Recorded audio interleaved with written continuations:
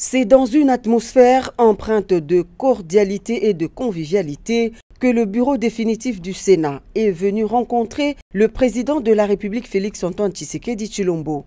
Comme il est de coutume et dans le respect de la Constitution, il était question pour l'équipe dirigée par l'honorable Jean-Michel Sama Lukonde de présenter ses civilités au garant de la nation, mais aussi le remercier pour son accompagnement dans le bon fonctionnement de la Chambre haute du Parlement.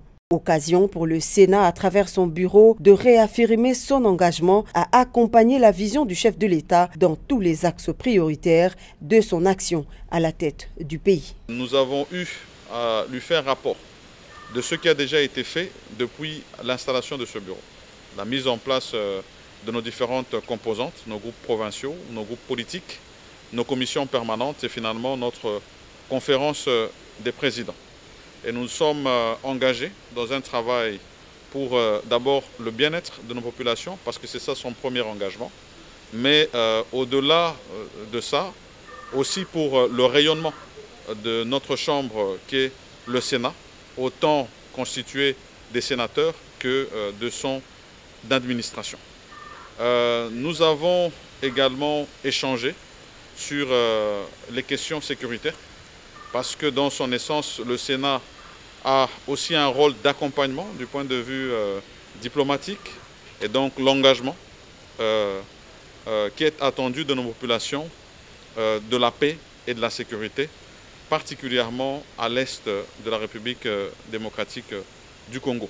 Il sied de relever l'importance d'un partenariat solide entre la première institution du pays avec le pouvoir législatif.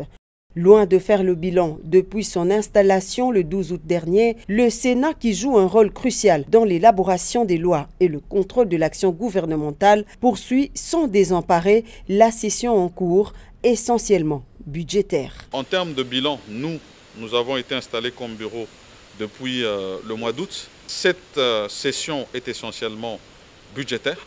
Donc notre premier engagement en termes de bilan sera que nous puissions apporter, en tout cas traduire les attentes de notre population dans le budget qui va être voté au sein des deux chambres. Nous avons déjà commencé à traiter la question de la reddition des comptes ainsi que de la loi rectificative 2024. Et avant que nous ayons atteint la fin de la session, bien sûr, nous allons traiter la question du budget 2025. Les 7 membres du bureau du Sénat ont quitté la cité de l'Union africaine avec la ferme intention d'orienter leurs actions dans le sens de traduire les engagements pris devant le président de la République en actions concrètes dans l'intérêt du peuple congolais.